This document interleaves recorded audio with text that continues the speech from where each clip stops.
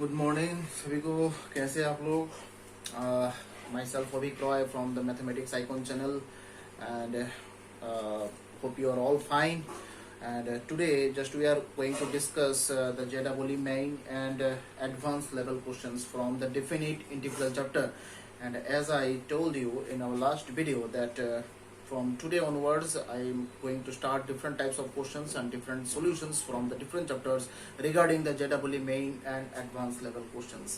Okay, 2020 and onwards 2021 22. These questions are very important for the main and advanced level questions, main and advanced level exams.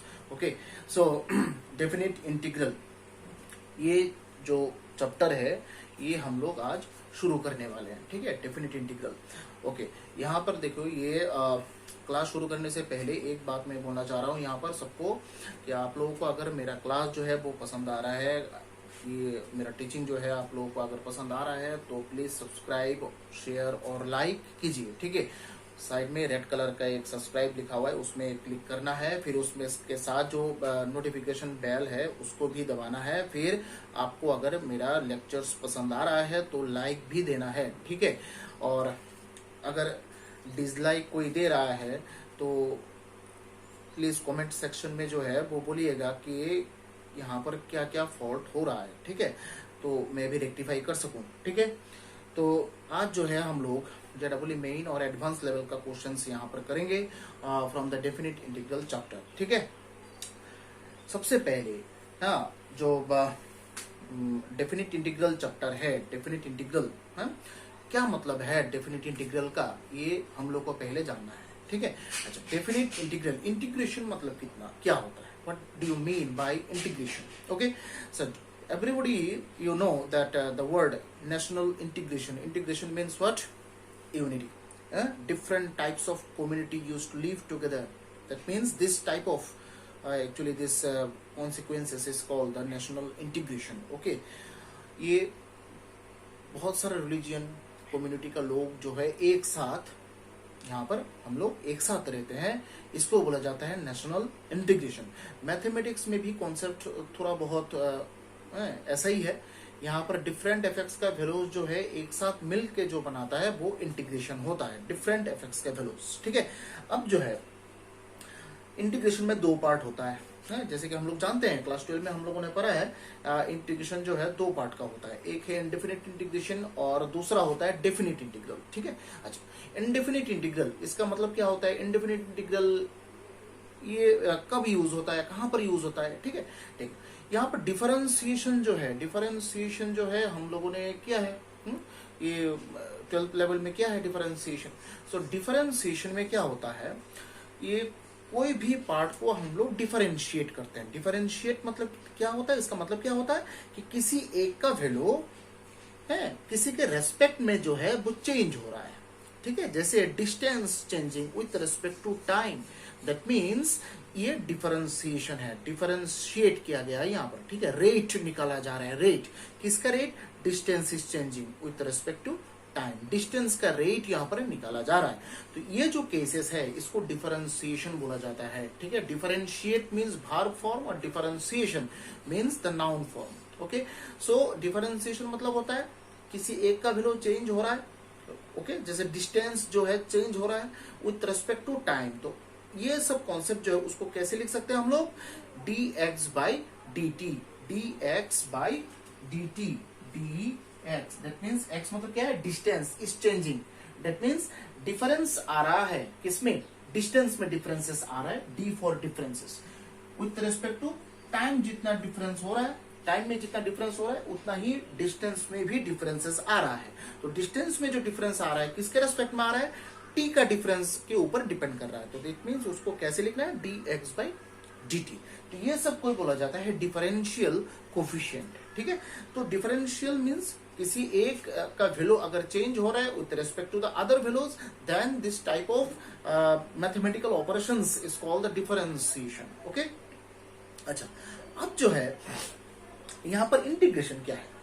Differentiation करके तो तुम rate निकाल रहे हो। ठीक है, अब रेट से अगर तुम वापस आ रहे हो, दैट मीन्स फंक्शन में हम लोगों ने क्या बोला था? f a to b, b में आउटकम आएगा।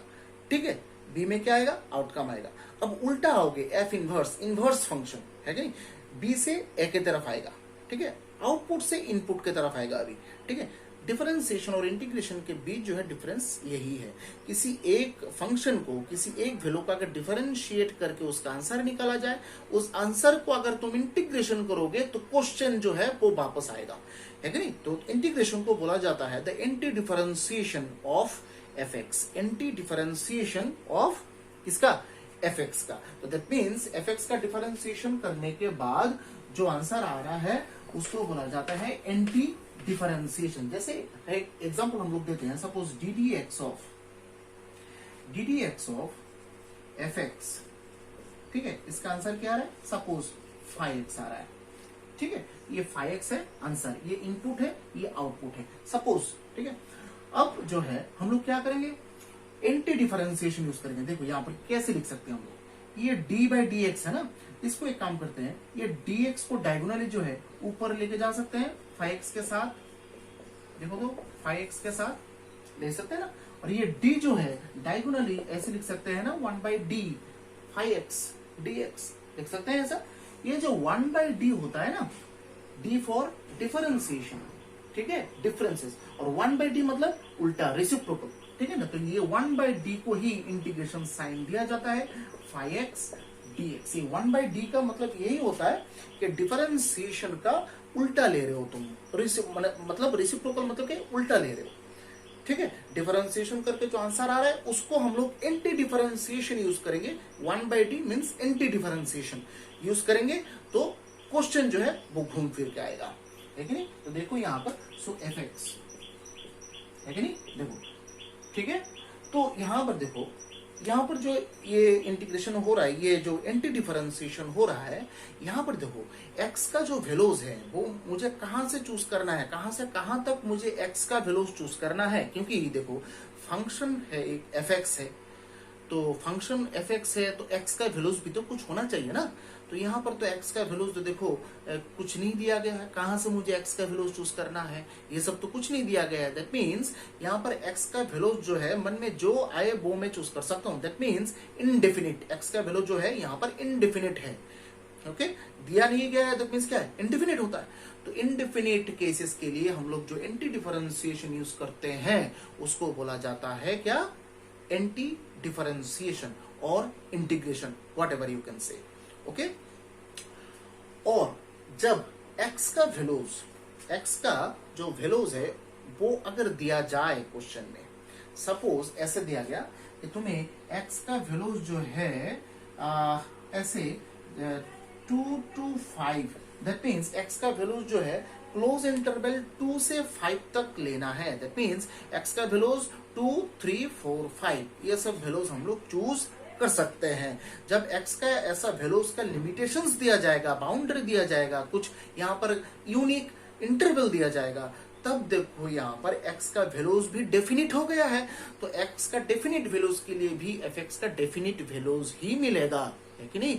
जैसे सपोज यहाँ पर रेगुलेटर में हम लोगों ने एग्जांपल लिया था डिफरेंट लेक्चर में, देखो उसमें 1, 2, 3, 4, 5 रेगुलेटर 1 से लेकर 5 तक ही होता है। तो यहाँ पर x का वैल्यूज इनपुट जो है 1 से लेकर 5 तक।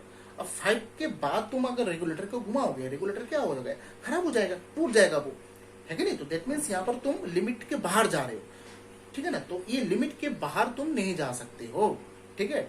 लिमिट दिया गया, दैट मीन्स वो डेफिनिट हो गया है, उस इंटरवल में ही तुम्हें आउटपुट जो है वो निकाल के दिखाना है। तो यहाँ पर इनपुट अगर लिमिटेड हो गया, आउटपुट भी क्या हो जाएगा, लिमिटेड हो जाएगा, है कि नहीं। तो यहाँ पर आउटपुट लिमिटेड हो गया, तो दैट मीन्स उसका जो एंटी डिफरेंशिएशन यूज करोगे तुम, वो क्या लिमिटेड होगा या अनलिमिटेड होगा, ये लिमिटेड हो जाएगा। तब हम लोगों को इंटीग्रेशन में क्या होता है, ये लोएस्ट लिमिट 2 और ऊपर ऐसे 5 देना है, ठीक है। तो 2 to 5 5x dx, और ये 2 to 5 मतलब किसका वैल्यू होता है, x का वैल्यूज होता है। दैट मींस x का वैल्यू मैं 2, 3, 4, 5 तक चूज कर सकता हूँ, ना ही मैं 2 से छोटा चूज कर सकता हूँ, ना 5 से ग्रेटर चूज कर सकता हूँ। तो जब ये इंटीग्रेशन के अंदर जो है x का वैल्यूज जो है उसका लिमिट दिया जाएगा, तो उसको बोला जाता है डेफिनिट इंटीग्रल, डेफिनिट इंटीग्रल, ठीक है। अब डेफिनिट इंटीग्रल यूज कहां पर होता है, इनडेफिनिट इंटीग्रल तो अच्छा ठीक है, एंटी डिफरेंशिएशन करके जो आंसर आएगा, उस आंसर को अगर मैं मुझे ये क्वेश्चन में बैक करना है तो मैं एंटी डिफरेंशिएशन यूज करूंगा। ठीक है, ये तो मैंने मान लिया। डेफिनिट इंटीग्रल कहां पर यूज होता है? डेफिनिट इंटीग्रल यूज होता है किसी भी क्लोज्ड बाउंडेड रीजन का एरिया निकालने के लिए। किसी भी क्लोज्ड बाउंडेड रीजन का एरिया निकालने के लिए। तुम बोलोगे सर ये कैसे होता है? यहां पर देखो, सपोज ऐसा एक फिगर दिया हुआ है, ये फंक्शन है। ठीक है, देखो इसका लिमिट नहीं दिया गया है। यहाँ पर ऐसे उसको एक्सटेंड भी कर सकते हो, यहाँ पर ये एक्सटेंड कर सकते हो, जहां पर भी मर्जी वो जा सकते हो। तो यहाँ पर जब कोई भी एक्सटेंशन या फिर कोई लिमिटेशंस नहीं दिया जाता तो कोई भी फंक्शन जो है वो लिमिटेड नहीं होता है। ठीक है, अगर तुम्हें सपोज बोला जाए तुम यहाँ पर अर्थ का एरिया निकालो, तुम निकालो, मशीन से नहीं, तुम निकालो। ठीक है, अब तुम कहां से शुरू करोगे, कहां पर जाके खत्म होगे? ठीक है ना, तो यहां पर तो ये पागल का काम हो गया। अब अगर तुम्हें बोला जाए कि नहीं, एक काम करो, तुम्हें बाउंड्री दिया जाए कि तुम यहां से सपोज दिल्ली से बिहार तक एरिया निकालो। ठीक है, दिल्ली से जो बिहार का जो रोड है ना, बाई रोड, ये ऐसे ऐसे ऐसे होता है ना, ये एफएक्स मान लो। ये रोड जो है कितना एरिया कवर किया है, कितना एरिया कवर किया है, बोलते हैं ना कि ये जो रोड है, ये हाईवे जो है, ये 22,000 किलोमीटर स्क्वायर एरिया जो है कवर करता है। ये कैसे निकाला जाता है? वो ऐसे ही निकाला जाता है जैसे एक स्टार्टिंग पॉइंट होता है, एक एंडिंग पॉइंट होता है। अब ये स्टार्टिंग पॉइंट और एंडिंग पॉइंट के बीच, सपोज ये ले लो स्टार्टिंग पॉइंट और ये होता है एंडिंग पॉइंट। ठीक है, अगर ये बाउंड्री ऐसे दिया जाए तब ये देखो, ये जो फंक्शन होता है ना वो क्लोज्ड हो जाता है, ये क्लोज्ड पार्ट आ जाता है। अब ये क्लोज्ड पार्ट का जो है हम लोग एरिया निकाल सकते हैं बाय यूजिंग डेफिनिट इंटीग्रल। कैसे? यहाँ पर सपोज ये 2 है, ये 5 है, तो ये फंक्शन का नाम क्या है? सपोज fx है, ये रोड का नाम fx है। तो एरिया कैसे निकालेंगे? 225 fx dx, 225 fx dx। ठीक है, ये देखो, ये निकालने के लिए हम लोग ये जो पूरा बाउंडेड पार्ट हो उसको छोटा छोटा जो है पार्ट कर देंगे।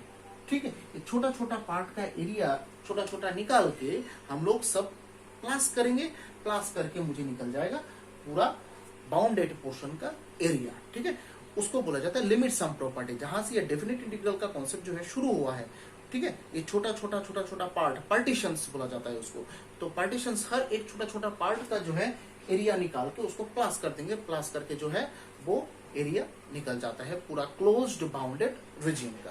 दैट मीन्स एक डेफिनिट इंटीग्रल यूज कब होता है? जब भी तुम्हें कोई भी क्लोज्ड बाउंडेड रीजन का एरिया निकालना है, तब यहाँ पर डेफिनिट इंटीग्रल यूज करना है। ठीक है, तो ये सब कॉन्सेप्ट जो है क्लास 12 में ये डेफिनेट इंटीग्रल चैप्टर में हो गया है, जो एक्चुअली जो 12 एग्जाम दे दिया है? आप लोग को पता है ये सब। जिसने 12 एग्जाम नहीं दिया, 12 में आए हो अभी, डेफिनेट इंटीग्रल हम लोग करेंगे, जो रेगुलर क्लासेस चल रहा है उसमें डेफिनेट इंटीग्रल करेंगे। तब जो है ठीक तरह से डेफिनेट इंटीग्रल को सोच लेना कि ये कैसा है, कैसे कैसे कि क्या होता है। ठीक है, और जिसको पता है डेफिनेट इंटीग्रल के बारे में कॉन्सेप्ट जो है वो पता है, तो वो लोग जो है डायरेक्ट हम लोग करेंगे यहाँ पर। ठीक है, और जिसको कोई भी यहाँ पर प्रॉब्लम हो है, वो डेफिनेट इंटीग्रल का क्लास जब होगा, वो क्लास जो लेक्चर जो है वो लेक्चर थोड़ा देख लेना, फिर उसके बाद हो सकता है कि आप लोग का जो है एक्चुअली द कंफ्यूजन जो होता है, कंफ्यूजन क्लियर हो जाएगा। ठीक है, अच्छा, डेफिनेट इंटीग्रल में, अब तो डेफिनेट इंटीग्रल में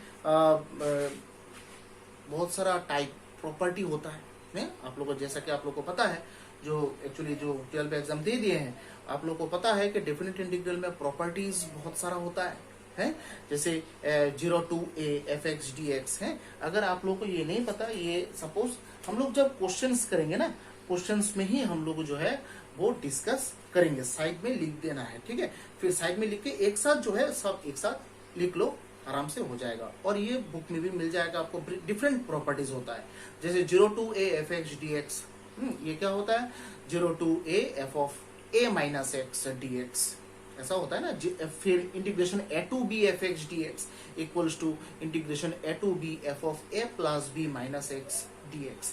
इस टाइप का क्वेश्चंस जो है, ये प्रॉपर्टी जो है, ये प्रॉपर्टीज रिलेटेड क्वेश्चंस ही बहुत बहुत बहुत इंपॉर्टेंट होता है जनरली मेन और एडवांस के लिए। ठीक है, तो हम लोग जो है आज कुछ क्वेश्चंस कवर करेंगे, इस टाइप का क्वेश्चंस कवर करेंगे जो मेन और एडवांस के लिए, और प्रीवियस ईयर्स का क्वेश्चन भी है ये सब। हाँ, और मैंने खुद कलेक्ट किया है, कुछ बुक से कलेक्ट किया है, फिर नेट से कलेक्ट किया है।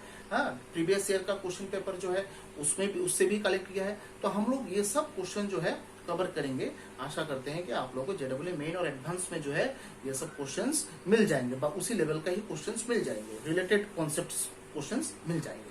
ठीक है, सो शुरू करते हैं एक के बाद एक। ठीक है,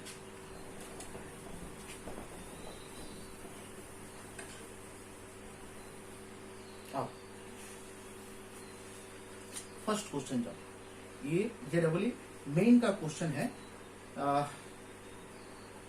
0 to pi box cotex dx। ये बॉक्स मीन्स क्या है? Greatest integer function, greatest integer function. ठीक है, जिसको ग्रेटेस्ट इंटीजर फंक्शन पता नहीं है, मेरे चैनल में देखो फंक्शन चैप्टर का जो एकदम फर्स्ट लेक्चर है वो सुन लो, वहां पर ग्रेटेस्ट इंटीजर फंक्शन का जो है आप लोगों को कॉन्सेप्ट जो है वो मिल जाएगा। ठीक है, अब आओ, सपोज कोई भी बॉक्स के अंदर कोई भी एलिमेंट हो x, उसका आंसर जो है always less equals to x आएगा ग्रेटेस्ट इंटीजर फंक्शन में। फॉर एग्जांपल x के अंदर x का वैल्यू अगर 2.75 हो तो तुम्हें 2.75 ये देखना है कौन से दो इंटीजर में लाई करता है। ठीक है, that means this smallest value will be the answer of box of 2.75। ठीक है, दैट मींस बॉक्स के अंदर जो है अगर ग्रेटेस्ट इंटीजर फंक्शन है, x का वैल्यू अगर 2.75 हो या कुछ भी हो, तुम्हें देखना है कि उस वैल्यू का आगे पीछे कौन सा दो इमीडिएट इंटीजर्स हैं, वो दोनों इमीडिएट इंटीजर्स आपको लिखना है। जो स्मॉलेस्ट, जो लोएस्ट होगा वही होगा ग्रेटेस्ट का आंसर, दैट मींस ये। और जब स्मॉलेस्ट इंटीजर फंक्शन बोला जाएगा तब आंसर होगा यहाँ पर 3। ठीक है, ये लिख लो साइड में। अब देखो मैं एक चीज बोल रहा हूं, उसको थोड़ा नोट कर लेना, साइड में नोट देके लिखो, नोट बॉक्स ऑफ एक्स, ठीक है, और plus box of minus x. Box of x और बॉक्स ऑफ माइनस एक्स, ये दोनों का आंसर जो है वो क्या होगा। ठीक है, एक एग्जांपल लेके जो है हम लोग देख लेते हैं, चेक कर लेते हैं। एक्स का वैल्यू सपोज 2.75 ले रहे हैं, ठीक है, ले रहे हैं सपोज।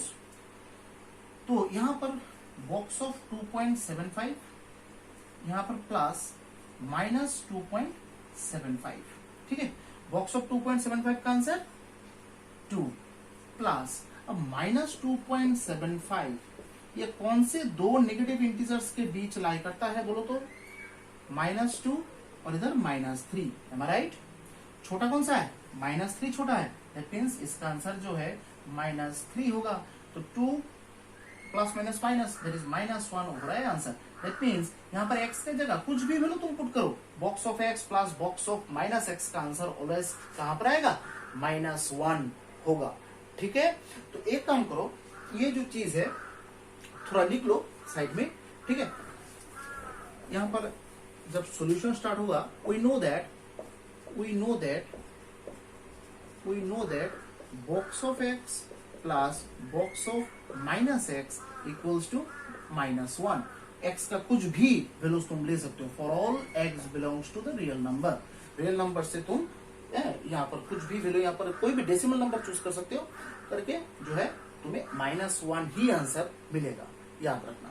तो सो यहाँ पर box of cot x plus box of minus cot x, ये दोनों का आंसर भी क्या होगा?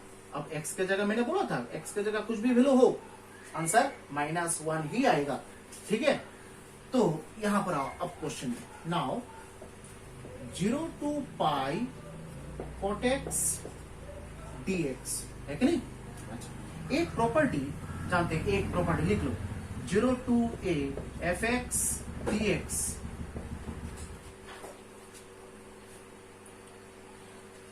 Zero to A F X D X, ये जो प्रॉपर्टी है उसको हम लोग कैसे लिख सकते हैं, zero to A F of A minus X D x.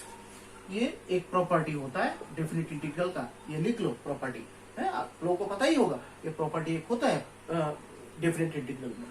तो यहाँ पर जीरो टू पाई बॉक्स तो है ही, कॉट एक्स के जगह में क्या लिखना है, ए माइनस एक्स, तो यहाँ पर ए की जगह क्या है, पाई है, that is pi minus x, box तो है ही डी एक्स। तो यहाँ पर ये आई लिख लो, यहाँ पर I equals to this one, zero to pi cot pi minus x, pi minus x that means pi, ये सेकंड क्वाड्रेंट, देखो pi minus x second quadrant के सारा है, सेकंड क्वाड्रेंट में तो कॉट नेगेटिव होता है कि नहीं, तो दैट मीन्स नेगेटिव, और पाई है दैट मीन्स कॉट कॉट ही रहेगा, कॉट एक्स बॉक्स के अंदर माइनस कॉट एक्स डीएक्स, ये अनदर आई है। जैसे कि हम लोग प्रॉपर्टी का क्वेश्चन जैसे सॉल्व करते हैं, प्रॉपर्टी यूज करने से पहले एक आई शुरू होगा, फिर प्रॉपर्टी यूज करने के बाद अनदर आई मिलेगा तुम्हें, ठीक है। फिर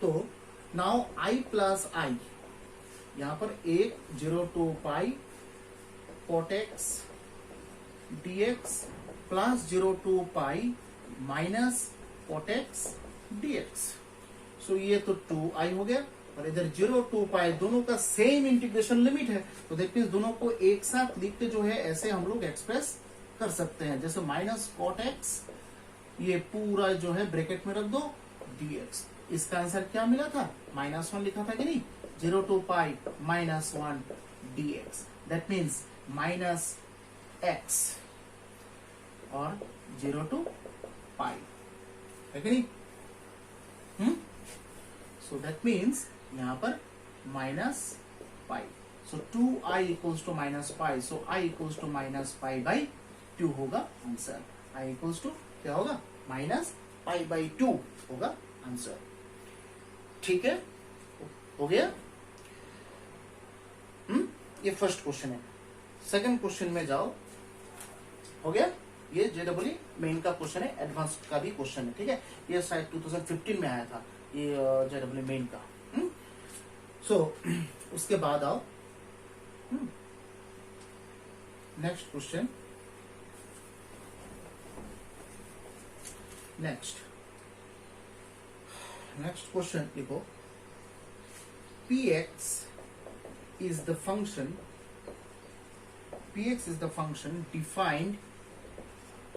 defined on r means real number, such that p dash x equals to p dash 1 minus x for all x belongs to 0 1, p0 equals to 1 and p of 1 equals to 41, then find 0 to 1 p of x dx, 0 to 1 p of x dx का answer निकालना है आपको, ठीक है, very important question, JW advance का question ही है, ठीक है, ठीक है, अब आओ, ठीक है, अब आओ, given p dash x equals to p dash 1 minus x, ये तो गिवन है, गिवन लिखना पड़ेगा आपको। अब p डैश है, डैश मतलब क्या है, डिफरेंशिएशन है, डिफरेंशिएशन। अब डिफरेंशिएशन को अगर मैं यहाँ से भगाना चाहूँ, क्योंकि यहाँ पर तो क्वेश्चन इंटीग्रेशन रिलेटेड है, इंटीग्रेशन देखो फाइंड ये दिया हुआ है, तो इंटीग्रेशन करना है, बोथ साइड एक काम करते हैं, with respect to x integration ले लेते हैं, ये भी p dash 1 minus X dx, so integration, क्या इंटीग्रेशन ले रहे हैं, डेफिनिट ले रहे हैं या इंडेफिनिट ले रहे हैं, डेफिनिट ले रहे हैं, याद रखना, मत सॉरी इंडेफिनिट यहाँ पर ले रहे हैं।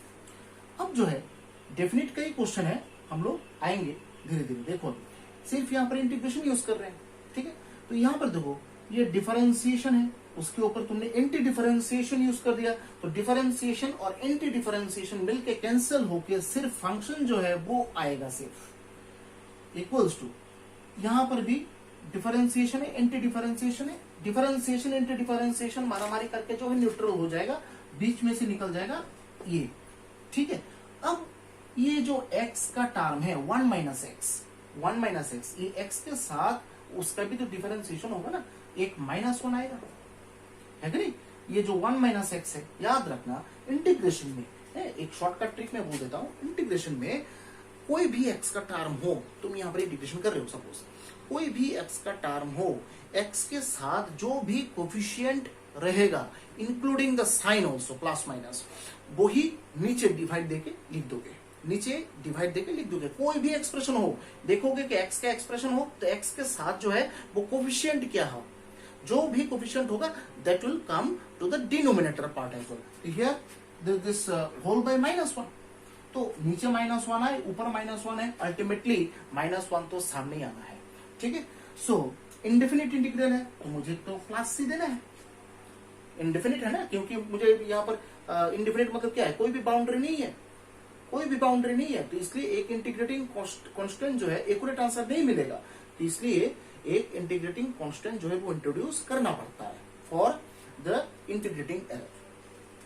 So here p of x, ये देखो माइनस, ये इधर आ जाएगा +1, दिस इक्वल्स टू c, इसको इक्वेशन नंबर 1 देके रखो, इक्वेशन नंबर 1 देके रखो, ठीक है। अब जाओ गिवन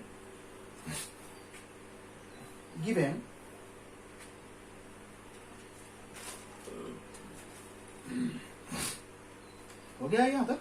अब लिखो गिवन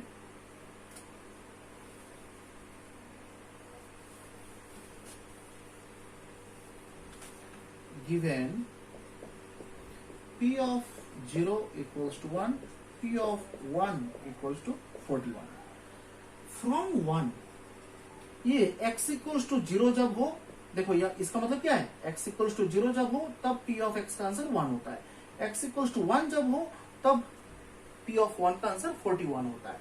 तो x का वैल्यू 0, x का वैल्यू 1 है कि नहीं, तो एक काम करते हैं, फ्रॉम 1 जो इक्वेशन नंबर 1 मिला है उसमें x इक्वल्स टू 0 जो है पुट करके देखते हैं तो क्या आता है, क्या आता है देखो तो, a p of 0 plus p of 1 minus 0, x का जगह 0 बिठा दिया, उधर तो c तो है ही, p ऑफ 0 का वैल्यू 1 है और p ऑफ ये 1 होता है ना, ये देखो 41 equals to c, that is c का वैल्यू क्या निकलता है, c का वैल्यू यहाँ पर 42 निकल रहा है, c का वैल्यू क्या है 42 निकल रहा है, ठीक है, c का वैल्यू क्या है 42।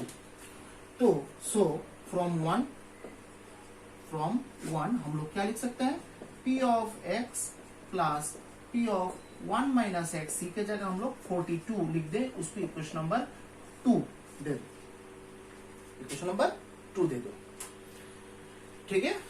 अब तुम्हें किसका वैल्यू निकालना है, integration 0 to 1 p of x dx का आंसर निकालना है, ठीक है। अब हम लोग जो है मेन पार्ट में आएंगे। Now I equals to integration 0 to 1 p of x dx, तो 0 to 1, 0 to a formation, that is p of x के जगह 1 माइनस x नहीं आएगा क्या, देखो ये formation 0 to a f x dx equals to 0 to a f of a minus x dx, है कि नहीं, तो दैट मीन्स यहां पर ये अनदर i हो जाएगा। अब i प्लस i करो तो, सो i प्लस i ऐसे लिख सकते हैं, देखो तो 0 to 1 p of x dx plus 0 to 1 p of 1 minus x dx, लिख सकते हैं, इसे लिख सकते हैं ना, तो 2i equals to 0 to 1 p of x plus p of 1 minus x dx, लिख सकते हैं। अब इक्वेशन नंबर 2 में देखो, इस चीज का आंसर जो है वो 42 शायद है कि नहीं, dx, और इधर 2i है कि नहीं, तो 2i equals to 42 into x, integration dx मतलब x, और 42 तो कांस्टेंट वो बाहर आ जाएगा, है कि नहीं, कांस्टेंट का तो डिफरेंशिएशन नहीं होता है, कांस्टेंट मतलब क्या है, ये चीज का वैल्यू जो है वो चेंज नहीं हो रहा है, कांस्टेंट मतलब क्या, एक जगह फिक्स्ड है। अगर किसी चीज का वैल्यू चेंज नहीं हो रहा है विद रिस्पेक्ट टू टाइम और with respect to anything, then the differentiation can not be found, simple thing, differentiation कब होता है? जब डिफरेंस आता है। कांस्टेंट अगर वैल्यू हो तो उसका तो डिफरेंसेस नहीं आएगा, तो डिफरेंशिएशन कहां से होगा? तो इसलिए डिफरेंशिएशन नहीं होता है तो इंटीग्रेशन भी नहीं होगा। तो इसलिए अगर कांस्टेंट है उसको बाहर निकाल दो, ये गार्बेज है, जस्ट उसको बाहर फेंको। ये क्या होता है? 0 to 1, तो that means 42। So there is I equals to 42/2, that is 21, और I मैंने क्या लिया था? 0 to 1 P of x dx equals to 21। Answer मिला आपको, ठीक है? है कि नहीं? हो गया, ठीक है? थर्ड क्वेश्चन जाओ, ये भी एडवांस का क्वेश्चन है, जेडब्ल्यू एडवांस का क्वेश्चन 2015 में आया था, ये 15 शायद। हाँ? फिर हो गया 1 2 3 4 5 6 7 8 9 10, ठीक है? फिर next question number 3। Question number 3 क्या आ रहा है? 0 to 1 8 log 1 plus x by 1 plus x square dx, है कि नहीं? ठीक है? अब जो है एक काम करते हैं, 1 plus x square नीचे है, ऊपर जो है 1 plus x है? एक काम करते हैं, let us substitute x equals to tan theta जो है सब्स्टिट्यूट कर लेते हैं। क्यों? क्योंकि देखो यहाँ पर 1 प्लस टेन थीटा और उधर 1 plus ten square theta, 1 plus ten square theta को सेक स्क्वायर थीटा लिख सकते हैं, है कि नहीं? सेक स्क्वायर थीटा लिख सकते हैं, तो कैलकुलेशन जो है वो थोड़ा बहुत इजी हो सकता है। तो यहाँ पर dx equals to sec square theta D theta, both side differentiating with respect to nothing.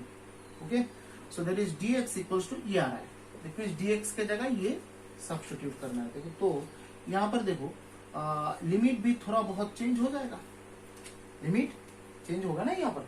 तो यहाँ पर देखो सपोज यहाँ पर x का value, if x equals to 0, so tan theta equals to 0, theta equals to 0 ही आएगा। अगर x इक्वल्स टू 1 है तो tan थीटा इक्वल्स टू 1 मतलब tan π/4, that is theta equals to π/4, है कि नहीं? सो दैट मीन्स यहाँ पर x का वैल्यू जब 0 हो, थीटा का वैल्यू भी 0, x का वैल्यू जब 1 हो जाता है, थीटा का वैल्यू π/4। तो देखो लिमिट थोड़ा चेंज हो गई, 0 to π/4, यहाँ पर 8 log 1 plus tan theta divided by ये sec square theta into sec square theta D theta. ओ dx के जगह में ये, dx के जगह में ये वैल्यू आप लोगों को रिप्लेस करना है। सेक स्क्वायर थीटा कैंसिल, 8 जो है वो बाहर निकाल दो, 0 to π/4 log 1 plus tan theta D theta. ऐसा एक्सप्रेशन आ गया, देखो ऐसा एक्सप्रेशन आ गया, है कि नहीं? तो इसको एक काम करो, ऐसा एक नंबरिंग करके रख दो। फ्रॉम ए हम लोग इसका आंसर जो है अलग से निकालेंगे, log 1 प्लस tan थीटा का आंसर जो है हम लोग निकालेंगे अलग से। I इक्वल्स टू लिख दो, डेफिनेट इंटीग्रल है ना, I इक्वल्स टू लिखना पड़ता है। फिर यहाँ पर भी देखो सेम फॉर्मूला ही यूज होगा, वो है क्या? f of 0 to a f of x dx equals to 0 to a f of a minus x dx, है कि नहीं? तो यहाँ पर देखो log 1 प्लस 10, ये थीटा की जगह क्या आएगा? π/4 माइनस थीटा, क्योंकि ये dx नहीं डी थीटा है, D theta. 0 to a, a की जगह क्या है? π/4, a माइनस x मतलब क्या होगा? π/4 माइनस थीटा, है कि नहीं? फिर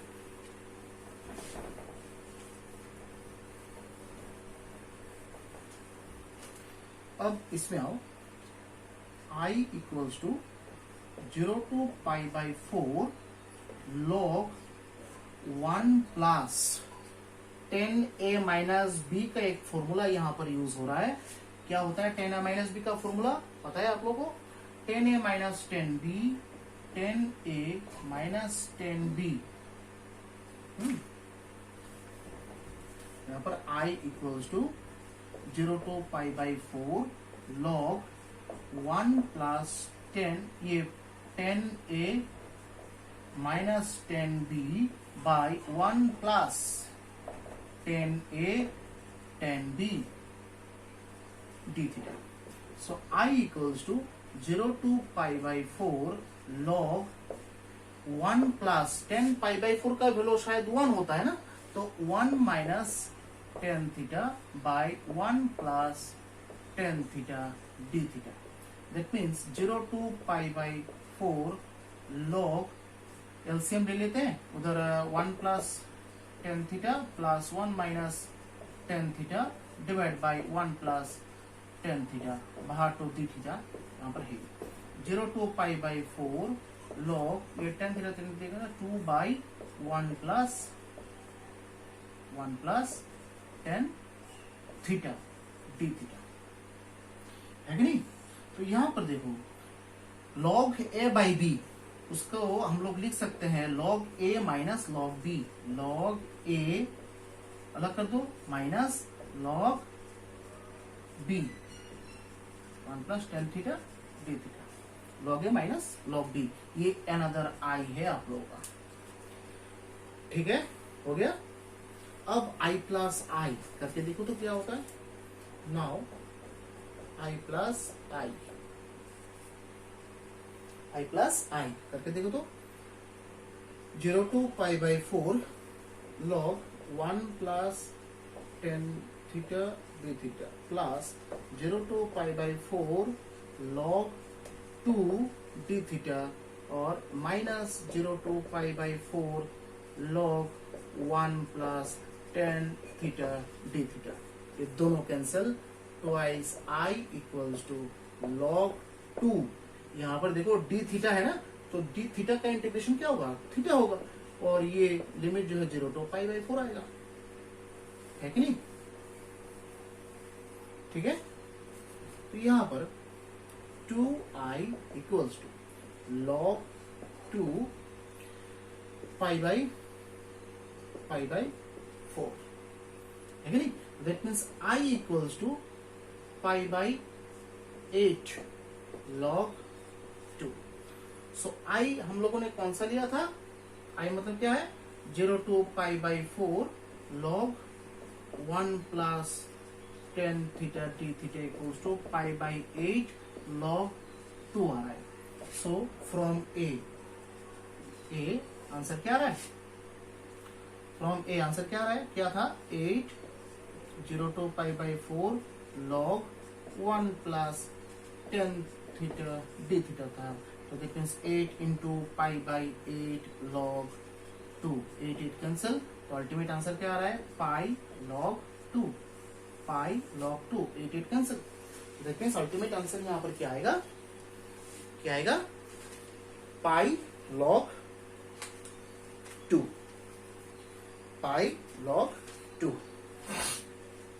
ठीक है.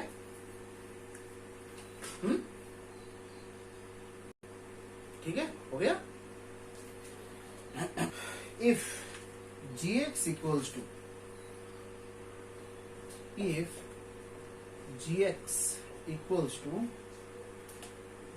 0 to x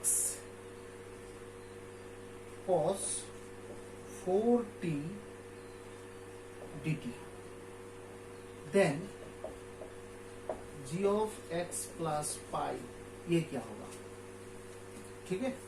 तो given g of x equals to 0 to x cos 4t dt.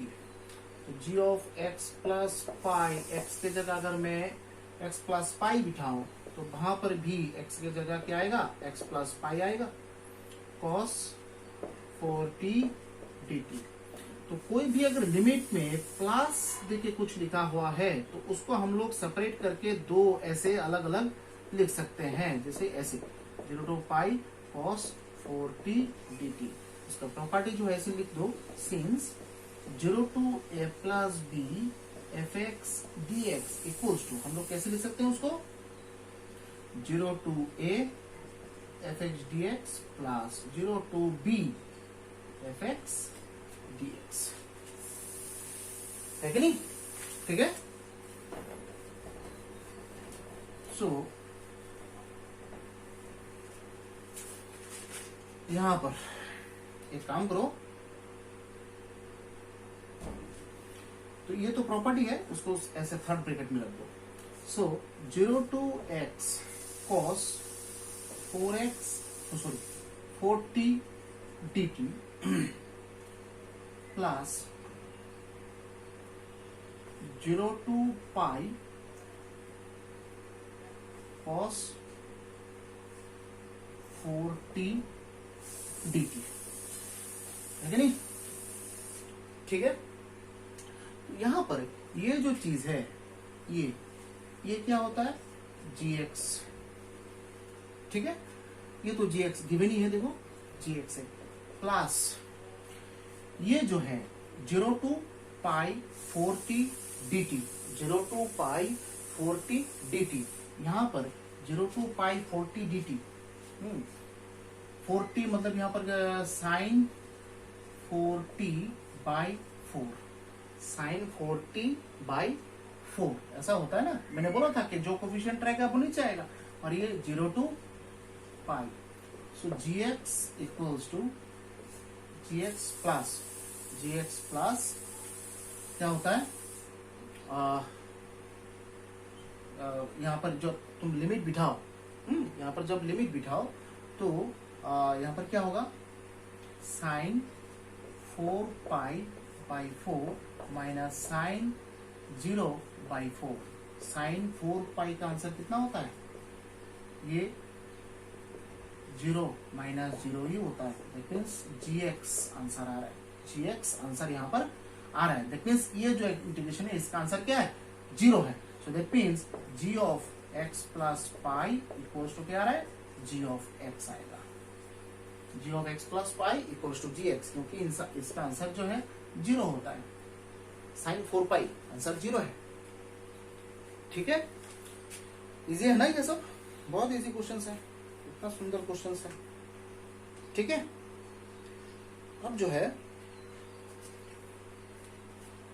ठीक है, ये भी मेन का क्वेश्चन है। ठीक है, नेक्स्ट में आओ। नेक्स्ट में लिखो 0 to pi root 1 plus 4 sine square x/2 minus 4 sine x/2 dx। ठीक है, ऐसा होता है।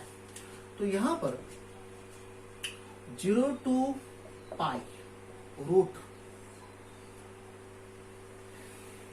4 sine square x/2 minus 4 sine x/2 plus 1 dx लिख सकते हैं ना ऐसे।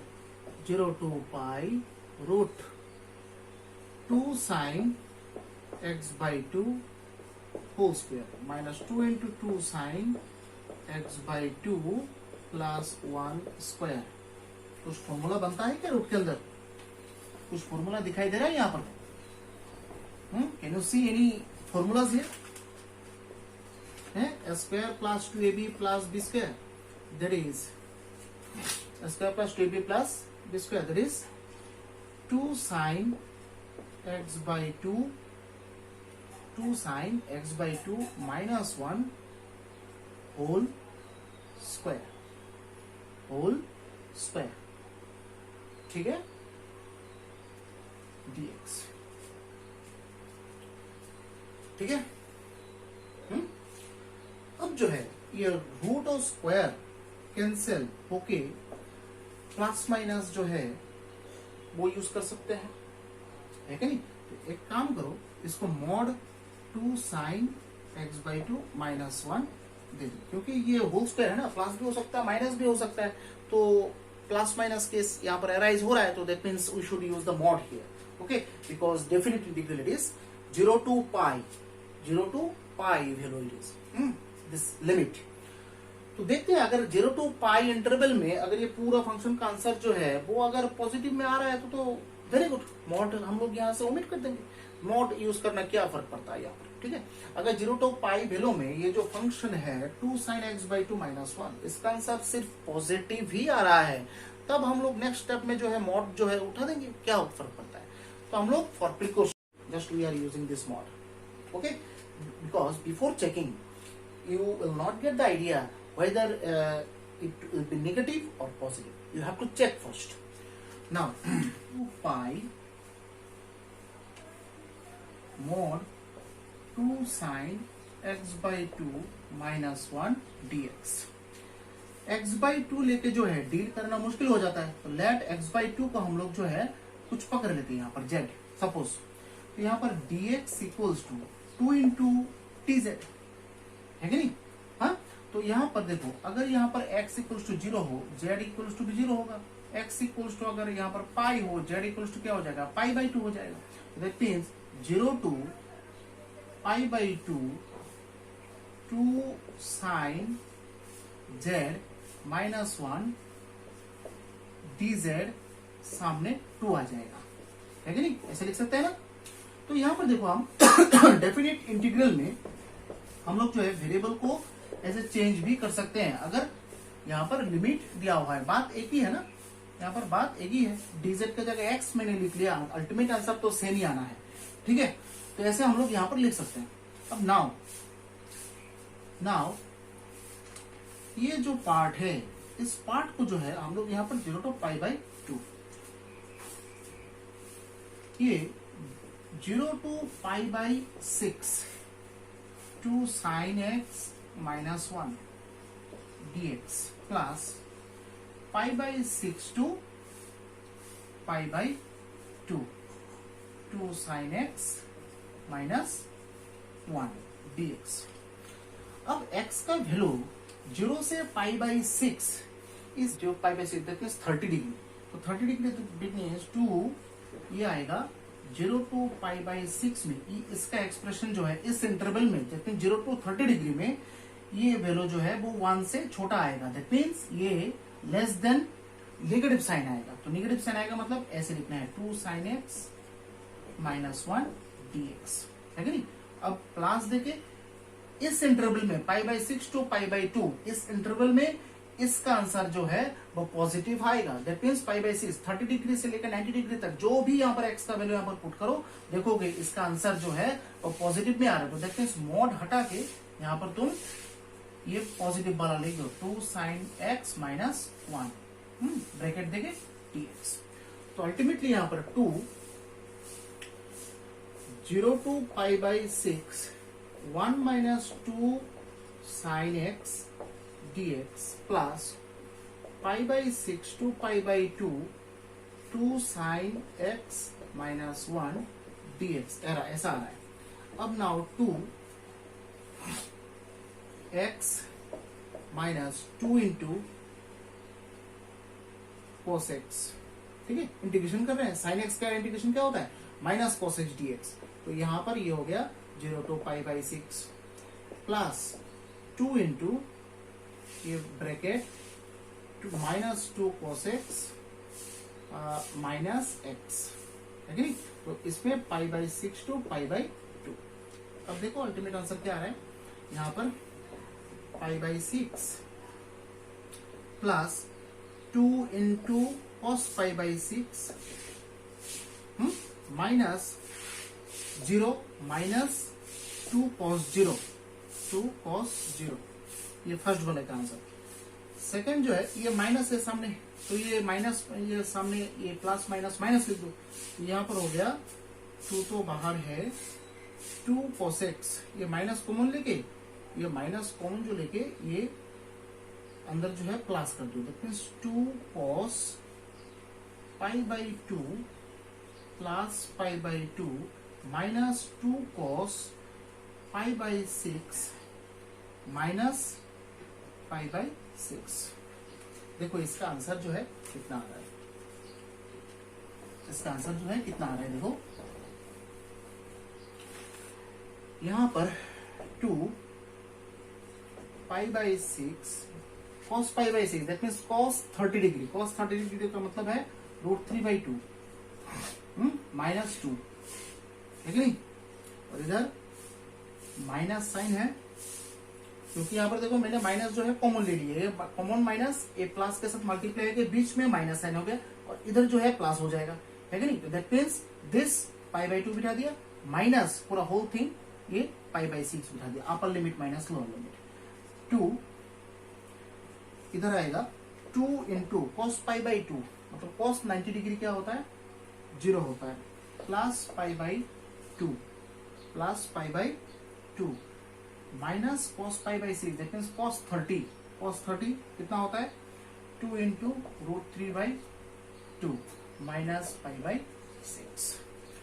सो अब थोड़ा ये कैलकुलेशन कर लेना है, 2 π/6 प्लस √3 -2 -2 इधर π/2 माइनस π/6 और इधर 2 कैंसिल माइनस √3, ये 2 मल्टीप्लाई कर दो, π/3 प्लस 2√3 -4, इधर ये पाई माइनस माइनस प्लस π/3 और इधर माइनस प्लस 2√3, है कि नहीं। तो बस यहाँ पर कुछ कैंसिल होगा, तो यहाँ पर देखो ये π/3 π/3 2π/3 हो गया, इधर 2√3 दैट मीन्स 4√3, और इधर एक माइनस पाई भी है, और -4 भी है। अब जो है नेक्स्ट उसको क्या लिखना है, ये माइनस पाई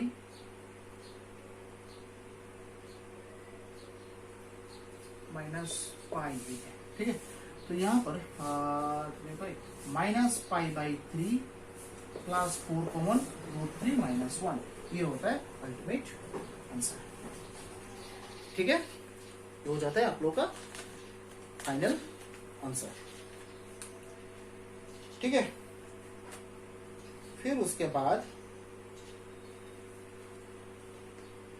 हम लोग जो है और भी क्वेश्चंस यहाँ पर सॉल्व करेंगे, और भी डिफरेंट क्वेश्चंस यहाँ पर सॉल्व करेंगे, ठीक है। ये जो JEE मेन और एडवांस लेवल का क्वेश्चन है हम लोग यहाँ पर बहुत सॉल्व करेंगे, ठीक है। डेफिनेट इंटीग्रल से नेक्स्ट वीडियो में भी हम लोग कंटिन्यू करेंगे ये सब क्वेश्चंस, ठीक है। तो जस्ट ये याद रखना, अगर आप लोगों को ये क्लास पसंद आ रहा है, ये लेक्चर जो है वो पसंद आ रहा है और सब कुछ ठीक है, तो आप लोग जो है सब्सक्राइब, लाइक और शेयर जो है वो जरूर कीजिएगा, ठीक है, जिससे मुझे भी थोड़ा एनकरेजमेंट मिले फ्यूचर के लिए, ठीक है। Okay, so let's see what will be happen in our next video, and the various classes and the various solutions will be there in our next video, in our next class as well. So till then, stay safe, stay healthy, and stay at home, and don't go outside without any urgent reason, okay. And bye, thank you for watching the channel, and Jai Hind.